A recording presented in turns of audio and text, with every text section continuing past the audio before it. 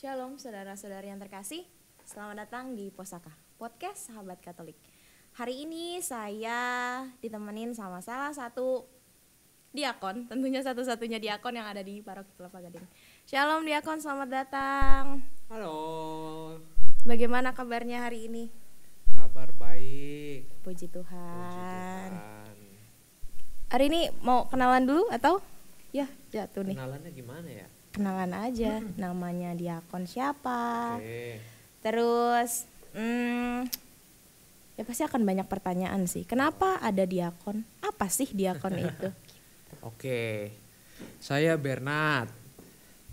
Saya anak pertama dari 3 bersaudara. Adik saya cewek 2. Yang satu guru dance, yang satu karyawan swasta dan TikToker.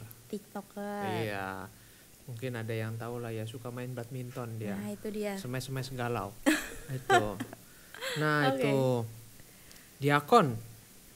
Diakon itu adalah tahbisan dalam gereja Katolik sebelum tahbisan imam.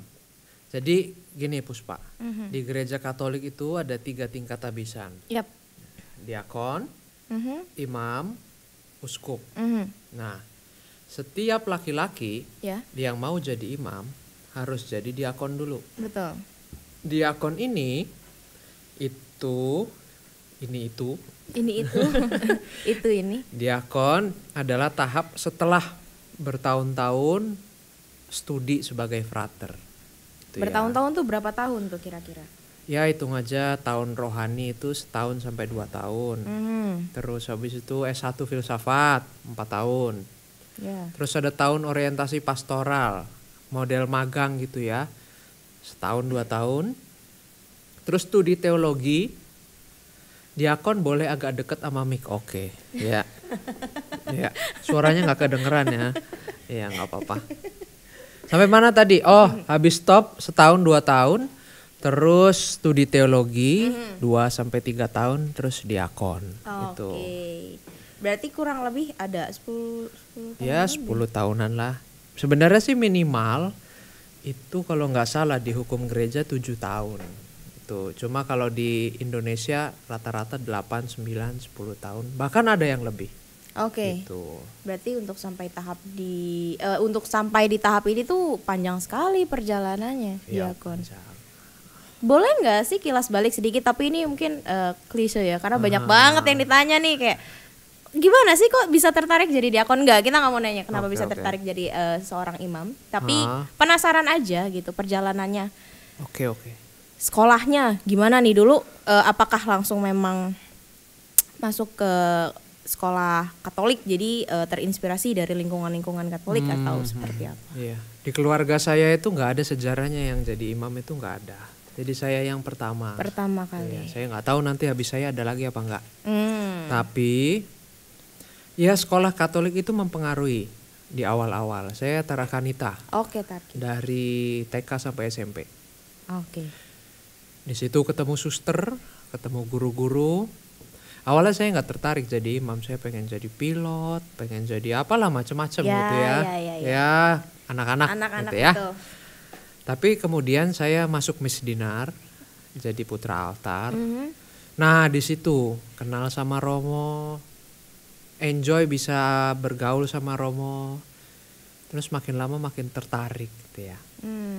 Tapi sebenarnya ya ada satu, kalau saya pikir-pikir nih ya, ada yang sebenarnya lucu. Saya itu mau jadi pastor karena saya pengen pakai jubah. Karena pengen pakai jubah, karena Iya. pengen cobain jubahnya. Iya, saya pengen kemana-mana pakai jubah. Oke. Gitu ya. Karena suster kemana-mana pakai Iya. jubah suster gitu. Nah, ini ada ceritanya. Cerita suster. Oke, kita tunggu ceritanya. Jadi begini, ketika saya pulang kampung ke rumah ibu saya, Iya, iya. rumah nenek saya di Jawa Tengah, tante-tante sama mama saya bongkar-bongkar lemari, ya, Oke. lemari baju. Terus saya dipanggil, Bernard sini. Ini ada jubah. Waktu itu saya udah misdinar, Umur Saya- berapa waktu itu diakon? SD kelas 4, kelas 5. Oh iya. Jadi lagi excitednya jadi misdinar gitu Oh ya, iya. baru-baru. Oke. Mau dengar jubah, wah semangat. Nggak tahu jubah apa tapi. Itu Jubah Batman. jubah Batman apa jubah mandi juga nggak tahu kan. Akhirnya pakai nih coba, wih jubahnya putih ukuran saya, tapi kok kancingnya resletingnya di belakang. Tante-tante saya mulai ketawa. Nah, ini nih ada pelengkapnya, terus dikasih slayer yang kayak buat suster itu loh. Jadi ternyata ya nggak tahu ini lucu apa enggak ya, tapi apa namanya, saya itu dikasih jubah susteran karena itu kostum buat hari Kartini tante-tante saya dulu. Ya udah gitu ya, itu cerita soal jubah. Tapi juga begini. Oke, gimana? Ya sabar ya Puspa Ya, mau nanya lagi udah excited banget tadi ya. Jubah itu kan ya kalau di film-film kolosal zaman dulu itu kan pakai jubah. Tapi ada satu serial film yang saya sampai apal semua scene-nya dan saya merasa sangat tertarik dengan film itu. Star Wars. Oke. Film Star Wars dari 1 sampai 6 dan lanjut terus. Itu yang kemudian wah ini kalau jadi Satria Jedi dengan lightsabernya itu membela kebenaran kayaknya asik juga. Lalu saya pikir-pikir profesi apa yang paling mendekati itu ya. Membela kebenaran pakai jubah. Pastor. Ya itulah. Tapi nggak bawa stick kan? Iya nggak pakai mau apa pedang laser begitu. Pengen sih saya punya tapi ya udahlah. Oke. Gitu. Menarik. Tadi seru banget taunya itu jubah suster itu ketika memang dipakein selai rambut. Iya digodain ini pakai ini apa itu buat tutup kepala gitu kan. Lah ini kan jubah suster. Tapi tetap dipakai? Ya enggak lah. Aku pikir dilanjutin kayaknya. Iya. Oke. Priscil ini cukup ya? Cukup nggak? Oke, makasih Alfa. Oke, menarik. Tadi cerita TK, kemudian SD sampai SMP di Tarakanita. Yes. Itu apakah sudah memang ada ya udahlah lanjutin aja sekolah Katolik terus gitu atau kalau kebanyakan orang kan excited ya dari misalnya dari TK, SD, SMP udah ngerasain di Katolik pengen deh gitu cobain di sekolah negeri atau mungkin keluar dari jalur. Iya. Pertama memang keluarga saya itu papa mama pengen anak-anaknya sekolah Katolik. Oke. Iya, udah itu nggak bisa diganggu gugat lah. Ya jadi ya syukur juga. Tidak mengatakan sekolah yang bukan Katolik nggak bagus, tapi papa mama saya percaya sekolah-sekolah Katolik akan membantu anak-anaknya berkembang dengan baik dan itu memang terbukti. Nah, ketika mau masuk SMA itu saya pernah berpikir mau masuk CC, tapi mungkin otak saya nggak nyampe. Mau masuk De Brito. Tahu De Brito ya, dia tuh di Jogja, sekolah yang cowok semua isinya, tapi enggak juga. Saya pernah mau masuk seminari menengah Mertoyudan di Magelang, tapi mama saya lihat kasurnya terus nangis. Kenapa? Jadi kasurnya tipis gitu ya, dan tidurnya di bangsal. Iya, berarti dia kan biasa tidur yang di kasur tebal. Enggak juga sih, tapi mama saya nggak tega gitu ya, yang namanya ibu, saya anak pertama. Dan ini baru untuk keluarga besar saya. Jadi akhirnya ambil jalan tengah ke seminari menengah Wacana Bakti di Pejaten. Iya. Nggak mengatakan seminari Mertoyudan jelek, enggak. Tapi lulusan sana juga bagus-bagus. Frater Benito, Romo Wisnu. Iya, banyak sekali dari Romo Tunjung. Itu Mertoyudan dan terbukti hasilnya baik. Iya, saya Wacana Bakti gitu. Akhirnya terpanggil lah untuk melanjutkan ke tahap-tahap berikutnya sampai ada di titik ini. Iya, ketika masuk ke WB itu ya udah jalanin biasa, memang ada ketertarikan tapi kan ya masih ragu-ragu. Seiring berjalannya waktu saya makin nyaman, makin bisa menikmati, ternyata dinamikanya cocok untuk hidup saya. Ya udah saya terus aja. Dan di sana juga kan SMA-nya campur ya, SMA Gonzaga. Betul. Jadi pergaulannya, dinamikanya juga beragam. Saya dapat pengalaman, teman-teman juga macam-macam latar belakangnya. Jadi pengalaman 4 tahun di Wacana Bakti di SMA Gonzaga itu ya membentuk dasar-dasar keutamaan hidup lah minimal. Ya, itu. Menarik. Balik lagi ke tadi. Selama mengenyam pendidikan di Wacana Bakti. Tadi Frater, tadi Diakon ada sebut ya saya menikmati dinamika yang ada di sana gitu. Sangat menikmati. Apakah ya nggak mungkin nggak ada pergumulan dong? Oh iya. Pasti ada pergumulan di sana. Ada pergumulan, ada, karena kadang saya sampai ke titik bingung untuk apa sih semua ini, buat Pernah apa? ada di titik Iya, itu? buat apa saya tinggal di asrama, buat apa saya jadi pastor, buat apa gitu. Hidupnya ya sederhana-sederhana aja, nggak neko-neko. Iya. Kadang saya berpikir juga buat apa saya ngikutin aturan-aturan ini. Di seminari kan ya aturannya termasuk cukup ketat ya, Iya, bangun untuk pagi. disiplin, Betul. jadwal dan lain sebagainya. Buat apa? Pernah sampai ke titik itu. Apa nggak mau pacaran? Anak Gonzaga itu cakep-cakep loh. Iya. Nah itu dia. Ya pernah juga ngalami seperti itu, tapi jawabannya itu nggak bisa sampai sekarang saya rumuskan jelas begitu. Tapi seiring berjalannya waktu, dari pengalaman itu saya merasa seolah-olah Tuhan menunjukkan, ini loh jawabannya ini, ini maknanya ini, perjuangannya ini, begitu. Oke. Tadi ngomongin nggak pengen pacaran apa, karena kan banyak ya Iya. cewek-cewek cantik di sana. Pernah tapi kan? Pacaran? Iya dong. Kalau sampai pacarannya enggak, Oh. jadian eksklusif berdua enggak. Oke. Nah, PDKT pernah. PDKT pernah. Iya. Pernah juga bertepuk sebelah tangan juga pernah. Mengalami juga ya? Iya dong. Gimana tuh ceritanya? Jadi ceritanya begini. Saya SMA kelas 2. Saya Oke. ketua kelas ya. Yang dekat sama saya banyak. Ya anak Gonzaganya, seminaris, campur gitu ya, cowok cewek. Iya. Saya suka sama satu cewek. Pinter. Terus ya bikin nyaman lah ya. Ya, oke. bikin nyaman. Oke. Sekali waktu itu dia pernah nangis cerita. Tapi sedihnya itu dia nangis cerita soal cowok yang dia suka. Sementara saya suka sama dia. Oke. Jadi kan itu ya sebelah tangan doang ya. Yang lebih nyesek lagi tuh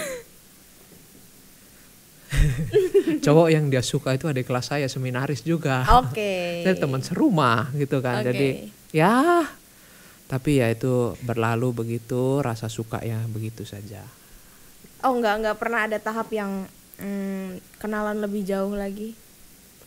Ya cukup dekat dengan beberapa cewek, tapi ya udah gitu ya.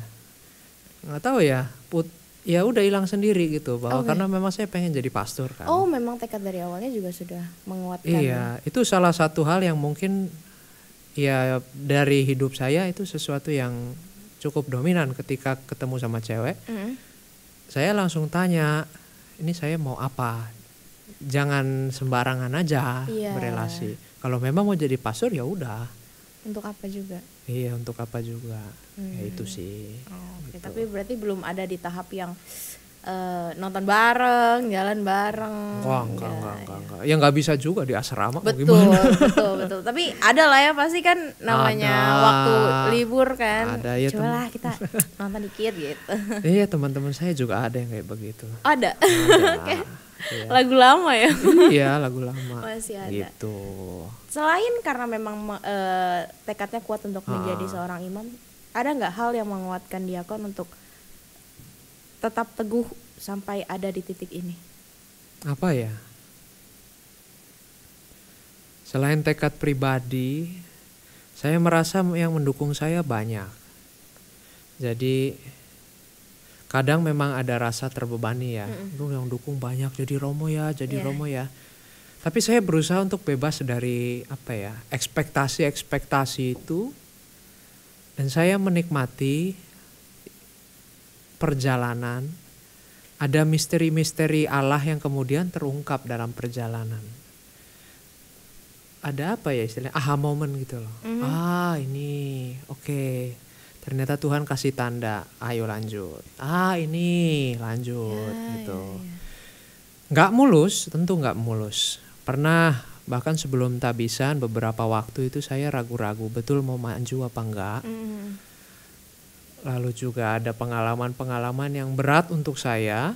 Harus saya olah sendiri bersama juga dengan pembimbing rohani. Iya. Ada luka-luka yang perlu disembuhkan. Ya sama sih seperti orang-orang kebanyakan ketika mau memutuskan sesuatu yang penting dalam hidupnya banyak pertimbangan. Betul.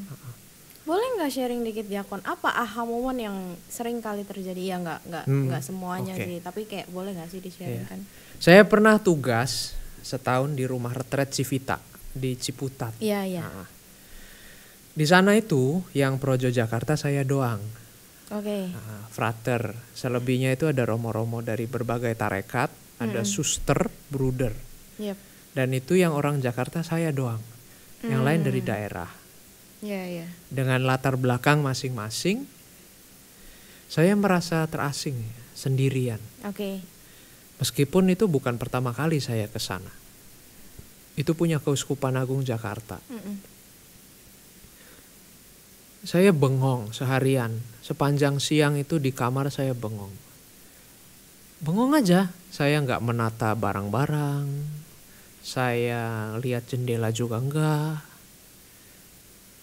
Tapi kemudian ketika sore kami misa bersama, ini simpel, sepele banget. Saya merasa melihat atau mengalami perjumpaan dengan satu-satunya yang gak asing buat saya waktu itu. Misa dengan sakramen Maha Kudus. Hosting itu buat saya, tubuh Kristus itu sesuatu yang gak asing untuk saya. Satu-satunya yang dekat sama saya waktu itu rasanya Yesus. Simple, sepele ya. Orang mungkin ya elah cuma ngeliat hosti doang.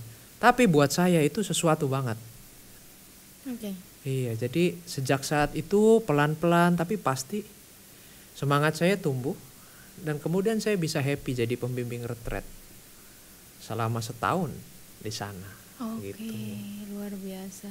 Padahal sebenarnya buat kebanyakan orang nggak sedetail itu juga perasaannya ya Diakon. Iya, maksudnya bisa jadi. Kenapa ya kalau aku pribadi mungkin kalau ngerasa terasing ya aku lebih milih ya udah diem, kalau nggak ya pelan-pelan cari teman gitu ya di sana. Tapi Diakon malah menemukan hal yang di luar itu. Kalau sekarang ngomong di luar prediksi BMKG ya. Iya, bisa jadi di luar BMKG. Kenapa nih gitu? Kok ternyata yang jadi lebih dekat itu malah perasaan ketika melihat tubuh Kristus gitu. Ya itu juga jawabannya nggak jelas. Iya benar. Karena kadang pengalaman rohani itu ya ada aspek-aspek yang nggak bisa kita jelasin, cuma bisa kita percaya, cuma bisa kita rasa-rasain aja lah. Gitu. Karena kalau terlalu banyak dijelaskan malah hilang nanti. Ya gitu. betul, terlalu banyak mempertanyakan mungkin akan bikin jadi lebih bingung lagi. Iya. Tapi seru deh ngobrolin ini, karena mungkin kebanyakan orang kalau dihadapkan dengan situasi yang seperti itu justru memiliki perasaan yang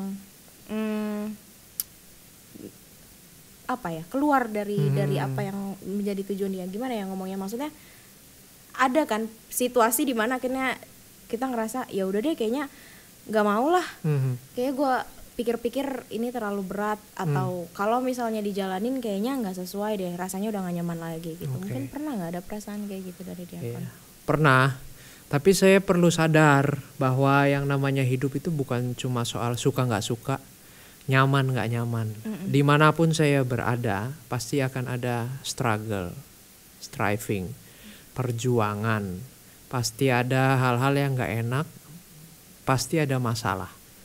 Jadi kalau saya memutuskan sesuatu hanya untuk lari dari masalah, untuk cari nyaman, saya akan kecewa lagi karena nggak akan ketemu.